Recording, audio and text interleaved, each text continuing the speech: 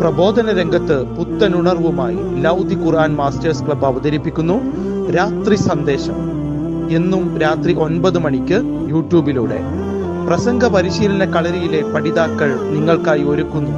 കേൾക്കുക, പ്രബുദ്ധരാവുക, മറ്റുള്ളവരിലേക്ക് എത്തിക്കുക. അൽഹംദുലില്ലാ അസ്സലാത്തു വസ്സലാമു അലാ റസൂലില്ലാ വഅലാ ആലിഹി വഅസ്ഹാബിഹി അജ്മഈൻ. എൻ്റെ ശബ്ദം ശ്രവിക്കുന്ന മാന്യ ശ്രോതാക്കളെ, അസ്സലാമു അലൈക്കും വറഹ്മത്തുള്ളാഹി.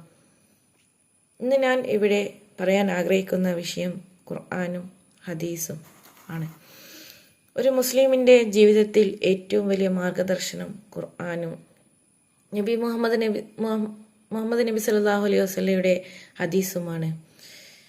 ഖുർആൻ അള്ളാഹുവിൻ്റെ വചനമാണ്. ഹദീസ് ഖുർആനെ ജീവിതത്തിൽ എങ്ങനെ നടപ്പിലാക്കണമെന്ന് നബി സല്ലല്ലാഹു അലൈഹി വസല്ലം പഠിപ്പിച്ച മാതൃകയാണ്.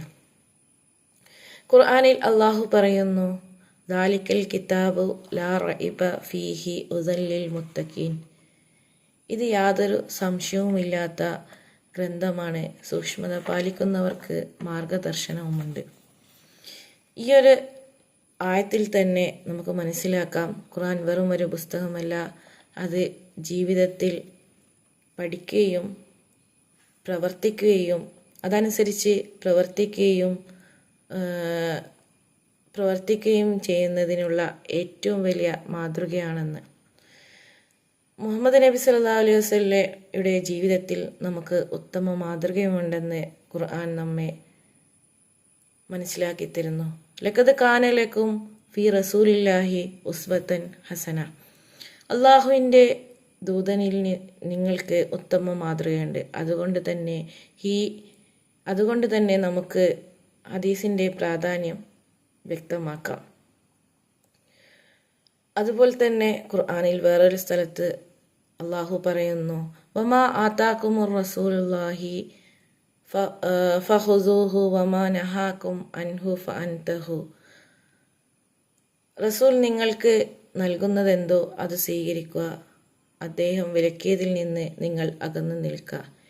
ഈ ആയത്ത് നമ്മെ മനസ്സിലാക്കുന്നത് നബി സല്ലല്ലാഹു അലൈഹി വസല്ലമയുടെ സുന്നത്ത് അനുസരിക്കുക എന്നത് ഓരോ മുസ്ലിമിൻ്റെയും ഉത്തരവാദിത്തമാണെന്ന് നബി സല്ലല്ലാഹു അലൈഹി വസല്ലം നമുക്ക് പറഞ്ഞു തന്നിട്ടുണ്ട്. നിങ്ങളിൽ ഏറ്റവും ഉത്തമർ ഖുർആൻ പഠിക്കുകയും പഠിപ്പിക്കുകയും ചെയ്യുന്നവരാണെന്ന്. അതുകൊണ്ട് തന്നെ ഖുർആൻ പഠിക്കുക മാത്രമല്ല, അത് മറ്റുള്ളവർക്ക് പഠിപ്പിച്ചു കൊടുക്കുകയും വേണമെന്നത് ഓരോ വിശ്വാസിയുടെയും ഉത്തരവാദിത്തമാണ്. ഖുർആൻ വായിക്കാത്ത വീടുകൾ ആത്മീയത നഷ്ടപ്പെടുകയും ഹദീസ് പഠിക്കാത്ത സമൂഹം സുന്നത്തിൽ നിന്ന് അകന്നു പോവുകയും ചെയ്യുന്നു. നബി സല്ലല്ലാഹു അലൈഹി വസല്ലമയുടെ സ്വഭാവം ഖുർആൻ തന്നെയാണെന്ന് ആയിഷ റളിയല്ലാഹു ഒരിക്കൽ പറയുകയുണ്ടായി.